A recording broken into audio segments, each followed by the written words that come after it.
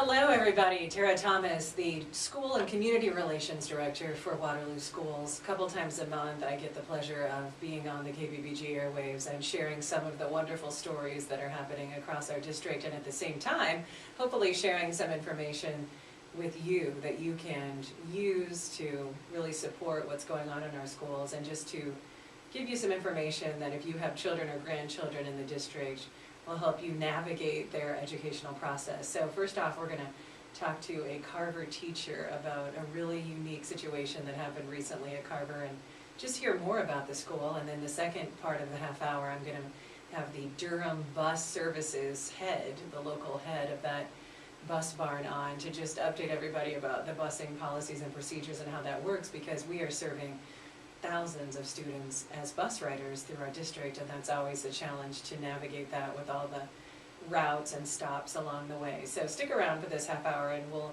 give you some useful information along the way. First up, let me introduce John Hubbard. He's a 6th grade special needs teacher at George Washington Carver Academy. Welcome. Thanks for having me. So John, talk about what happened recently that was a huge example of Carver and its students really reaching out to help the community. Well, in early December, Tri-City Clothing Store had a tragedy burn down.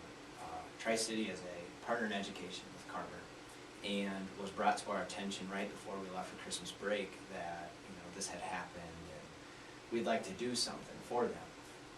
And then we kind of came up with the idea of doing a coin war when we got back from Christmas break to start this, go for 10 days and just raise as much money as we can in 10 days and present it to them. And it really caught on like wildfire, and the kids really got into it, the teachers got into it, and we created just this great competition within the building, a friendly competition.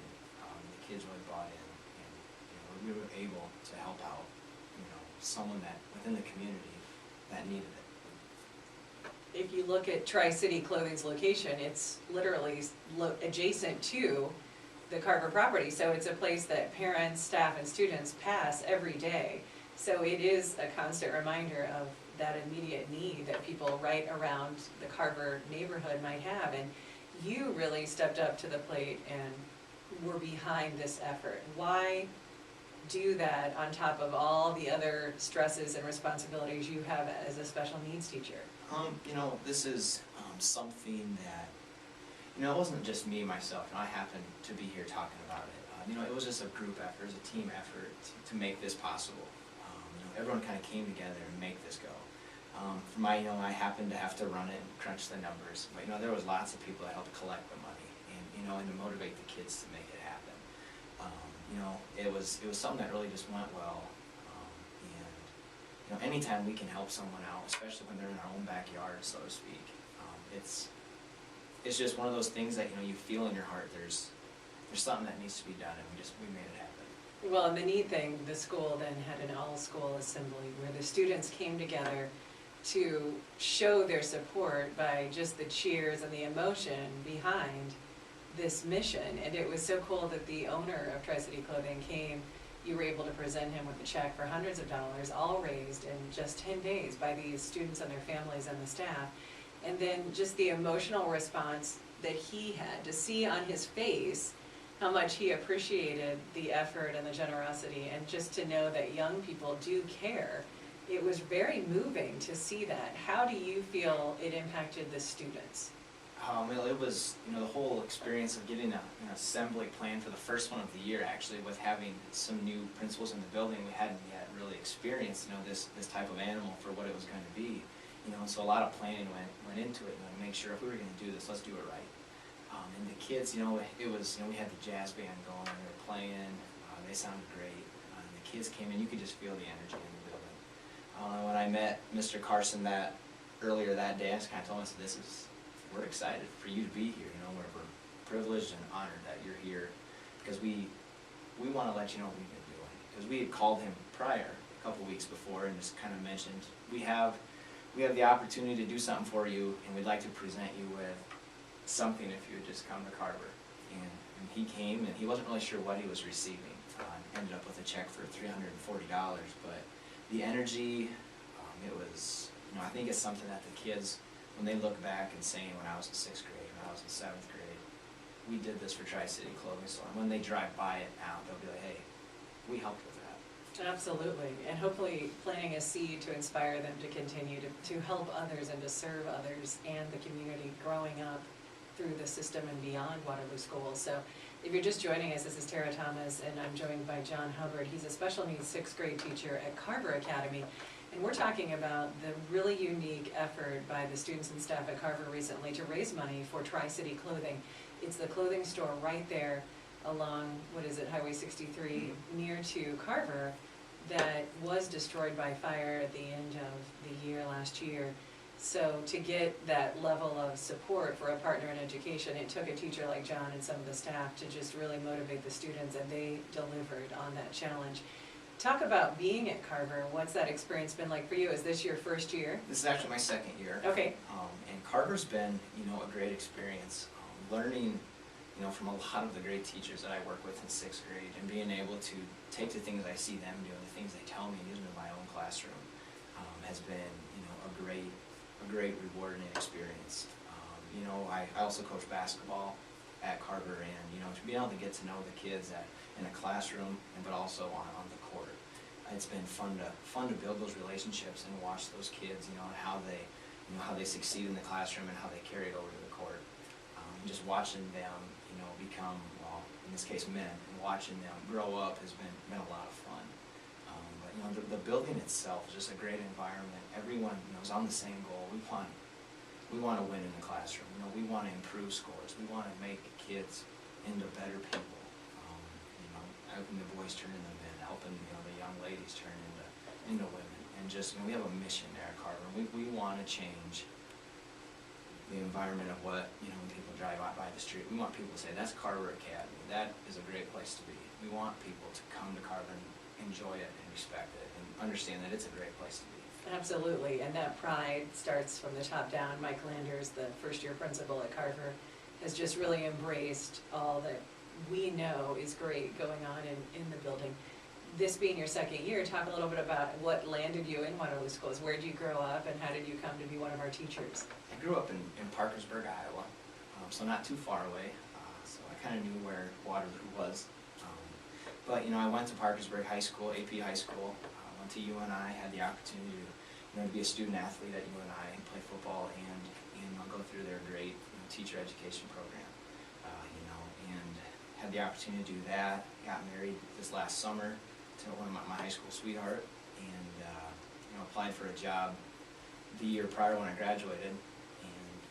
And my brother Paul Hubbard teaches in the district as well at Bunger Middle School, and so I just I knew a little bit about Waterloo, kind of what they stood for, kind of their mission for what they're trying to achieve. And I just I seemed like that's a place where I can come in and get my hands dirty and get to work, and work with the great kids and the parents and families in this community to just represent Waterloo and to just keep working towards the goal, and I've enjoyed it all so far. What do you tell your friends and family from these small rural communities like where you grew up who don't have any conception of Waterloo and Waterloo Schools other than, unfortunately, sometimes the negative image or story they might hear on the news? I tell them that these kids are just like the kids that go to any other school. They're coming to school, they're learning math, science, English, they're learning it all, just like a kid in Parkersburg, Iowa, or New Hartford, or Dyke. They're all learning the same stuff, and these are going to be the kids that we need to work with, because they're going to be the ones that are going to be in the workforce someday. I always joke with my kids, you're going to be taking care of me someday, so I need to make sure that we teach you well and make sure you have all the skills you need.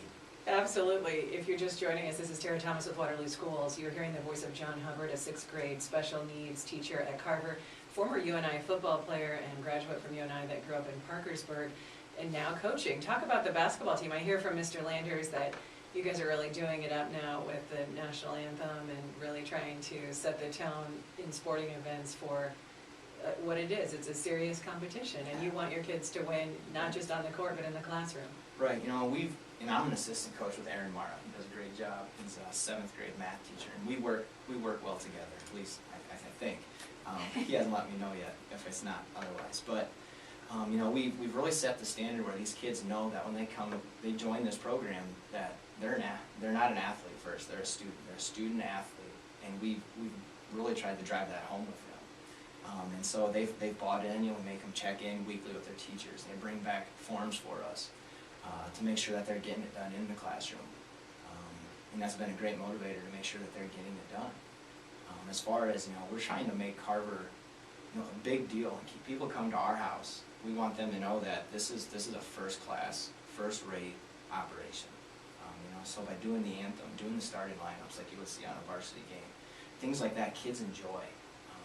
Not only does it's exciting for the players, but the parents, they enjoy hearing their kid's name over the intercom coming out and shaking hands with their opponent at the center court. But just trying to make this as big time, so to speak, as you can. I love that. Brings an excitement to the game. Yeah, absolutely. So be sure, if you're hearing us talk about this, to catch one of Carver's basketball games or any of the sporting events, because the kids really would appreciate your support and just coming out. And obviously the coaches and Mr. Landers, as John is talking about, they're trying to deliver on that level of professionalism that gets the kids in the community really pumped up to support the effort. What is your advice as a teacher in dealing with the different parents and some of the challenges that you're facing with the students? Academically, there's a lot of pressure and high expectations. How would you advise a parent or grandparent to navigate that system to help his or her student? Be involved. Ask questions. The common discussion, at least I remember when I was a kid, I'd come home and my mom would ask me how school. It was good. It was fine. You have any homework? Yeah, I got it done already. Ask them, get involved, work it out of them, and get involved with their education. One of the biggest things I know, at least from the 6th grade team at Carver and some of the other, 8th grade, 7th grade teams we've talked about, the biggest thing is when teachers communicate with us, our parents, communicate with us as teachers. That's huge. And not only is it good for them, but it helps us learn, who they are and put a face with it, put a voice with what we're hearing. And so getting to know them better, make that relationship with us, and let the parents know, the kids know that we want to do everything in our power to help them succeed in the classroom and in life, and we'll do whatever we can. Well, that's well said, and just a reminder, next week, Waterloo Schools will be having conferences. Is it next week or the week after? The week of the 26th. Okay, the week of the I'm jumping ahead here, so I'm glad you corrected me. Tuesday and Thursday. So the week of the 26th, so that'd be Tuesday the 27th, right? That Tuesday night. I think it's the 24th and the 26th. I misspoke there. All right, so I think it's a Tuesday. We want to get this right. Thank you, iPhone here, yes, for correcting me with the calendar. So we just encourage anybody listening, if you have any child involved in Waterloo Schools, you are welcome to come out and to be a part of these conferences. And I think it is intimidating sometimes, because if you're not the custodial parent, or if you're a grandparent who might not always have that child under your care, know that your opinion is valued and you do have a seat at the table. So we want to make sure that everybody is included. It's very much an all-family, all-community effort to support the kids. So on Tuesday, February 24th and Thursday, the 26th, please come out to your child's school and connect directly, as John is saying, with those teachers. They want to hear from you. They value your opinion and input. And if you're not able to get into the building, please call. They'll set up a time where they can come to you, or you can have a conversation over the phone or email to just really connect and make that level of support be known, so the dialogue and the open line of communication can happen. And I just thank John and everybody at Carver, and especially the students, for reaching out and helping the community. Tri-City Clothing went through a terrible fire. Now, with the support of people at Carver and hopefully the community beyond, it will be able to rebuild. And tell me the owner's name, because anybody who'd want to make a donation could surely drop it off at Carver and they'd get it to him. You bet. Harry Carson. Okay. And Mr. Carson, again, was at that assembly, received the check, was moved to tears, and would really appreciate the love. So thanks a lot to John Hubbard, the special needs 6th grade teacher, and look for him and his players out on the court sometime soon. Thank you. Thanks for your time. And we'll be right back to talk busing with Kathy Corbett of Durham. Hey everybody, Terry Thomas, Waterloo Schools. Thanks for staying with us for this half hour that we have the privilege of being on KBBG. One thing I wanted to promote, Waterloo East High's Women of Tomorrow. They're having their annual soul food dinner tonight, so you don't want to miss this. From 6 to 8 at East High School, the Women of Tomorrow's annual soul food dinner. will really support all the wonderful things this group of young ladies is a part of. Turkey and dressing, ribs, ham, fried chicken, mac and cheese, black-eyed peas, baked beans, green beans, mashed potatoes, candied yams, spaghetti, potato salad, sweet potato pie, pound cake, peach cobbler, and more. All of that food for a mere $7. You can get tickets in advance today at East High's business office or at the door. It starts at 6. Please come out and support Waterloo East High's Women of Tomorrow's annual Soul Food Dinner. And I'm welcoming back a guest we've had before. It's Kathy Corbett. She heads up Durham School Services, so the bus side of our district. Welcome, Kathy. Hi, how you doing today? I'm doing great. We want to talk again about just how many, if you know that current number, how many students are you serving through busing in Waterloo schools? A really good estimate would be about 5,500, I believe.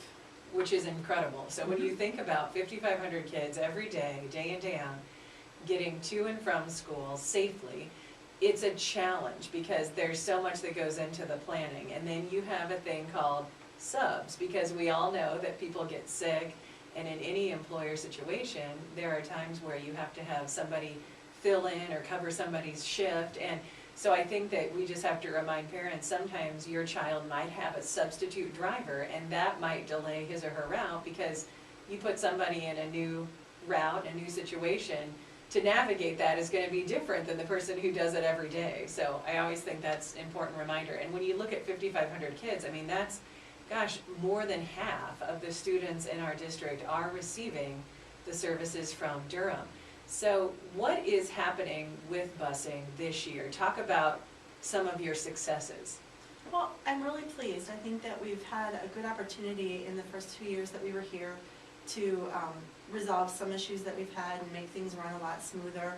And I feel like this year we're down to being able to look at individual processes and I have more time to look at individual situations to see what's going on and be able to solve situations for parents that call and talk to us and try and get some help with situations that they need help with. Absolutely, and that's a good reminder. If you ever have an issue with your child and the busing, please contact Kathy at Durham, because they are always happy to work with you and, if necessary, meet with you.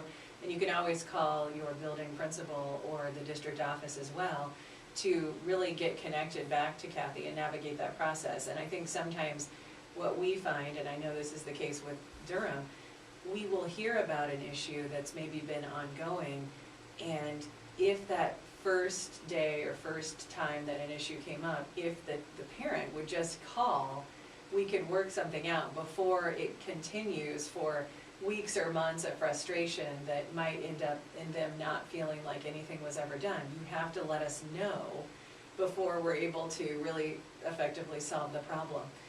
What about the busing routes and who's eligible to ride? Can you talk about how that rule works? And this is one of the things that is really hard for me sometimes, because we do have some rules in the district, especially concerning transportation and distances of transportation.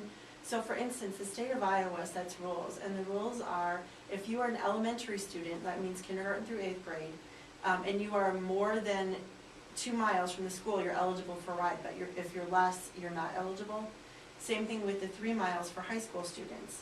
Now, Waterloo Community School District felt it a little differently about that, so they limited the 2-mile thing to 5th, 6th, 7th, and 8th graders, and then the students that are kindergarten through 4th are eligible if they are less than, or if they're more than 1 mile from the school, so they kind of, Waterloo does a little bit more for the kids than that. However, if you're not eligible for a ride because you live less than 1, 2, or 3 miles from the school, you can do something called paid transportation. And paid transportation is if you request a ride and you're able to have a bus in your area, and that bus has a seat on it that's available for you. And that doesn't mean that when the bus drives by there's empty seats on it. That means that there are enough routed seats that we have an empty seat for you on that bus. If there's a stop that's by your house within I believe it's 3/10 of a mile to your house. If there is a stop that's within that distance to your house, we can give you a paid stop, which is $55 a month. And that money goes to the district, not to Durham School Services. And all that finance billing and stuff comes from the finance office. That's a question we get a lot at our office. You also can get transportation to a daycare, but that daycare is only eligible if it is a licensed daycare. That doesn't mean just registered. And it doesn't mean like I'm getting supplements for my daycare, so that means it must be okay. It has to be a licensed daycare by DCFS, and it has to have the same requirements. It has to have a stop there has to be room on the bus, and seats available to do that. And that's a great reminder about the licensed versus just registered, because if you're a licensed daycare, that means you're being held to the standards that we, as a district in Durham, as a busing company, need to ensure are in place for the safety of the kids. Because you would not want children to be dropped off in a situation where there wasn't that level of protection. And so from our standpoint, any child that's getting picked up or dropped off at a licensed daycare, then that is through the state on the record, hey, somebody that's adhering to the same standards that we do with the schools and the busing company.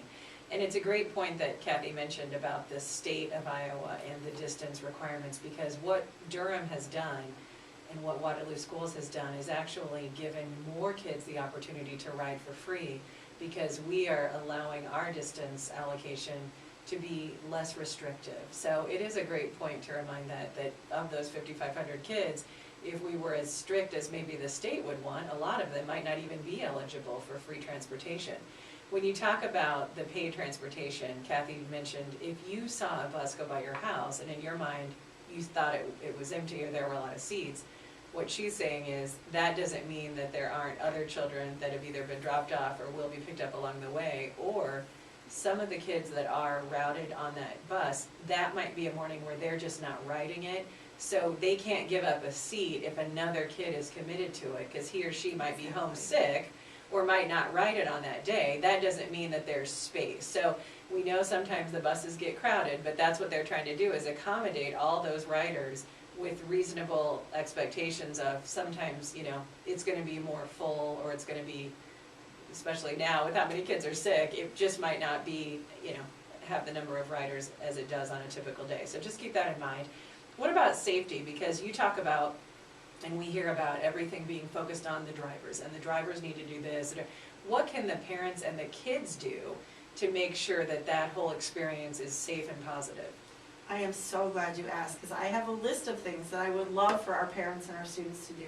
Starting with, I actually was riding a bus this morning, and we had a bus that stopped and another bus that was coming from the other direction, and I watched the middle school kids run up to that bus as it was pulling up to the stop.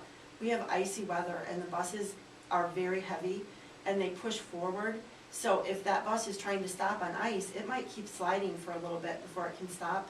And if kids are running up to that bus, or they're coming out of their house because they've been standing inside waiting for that bus and they run right across in front of it, we're gonna have a kid get hit, and I sure don't want that to happen. I want those kids to be safe.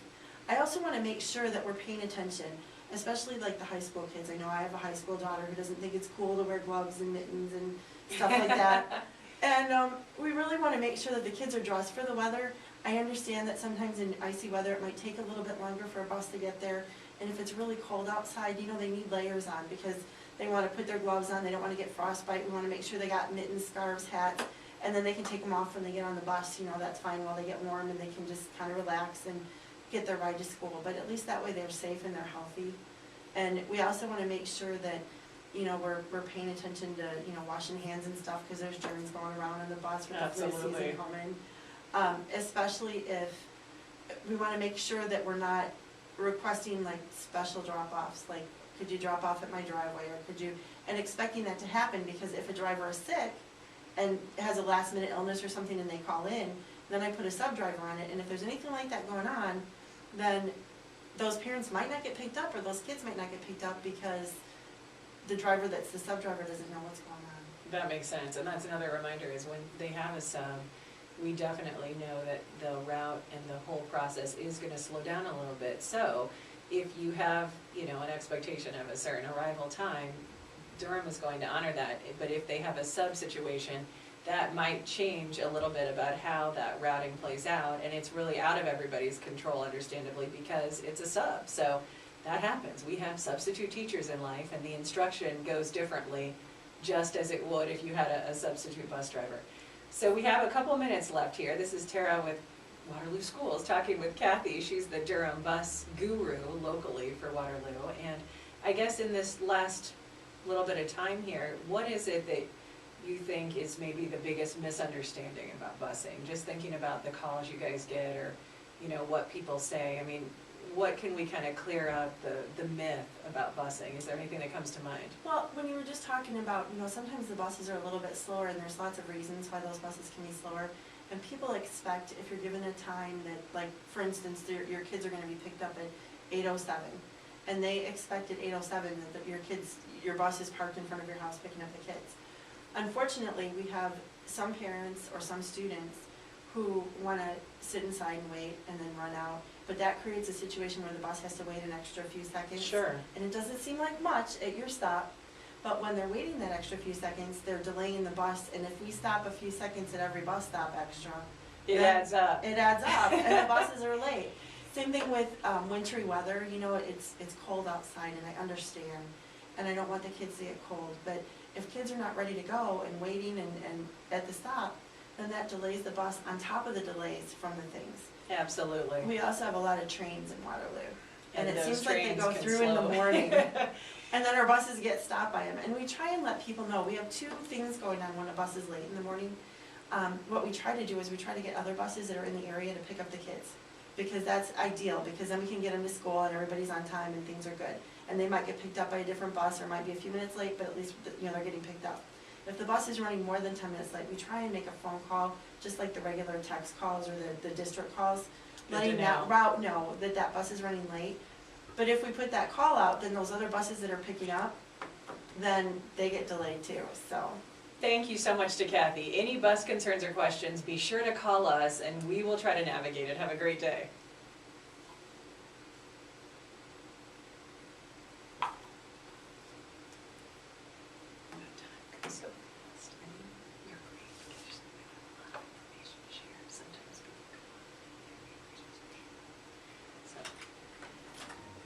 Thank you. Did I tell you that she records it and it goes on YouTube too?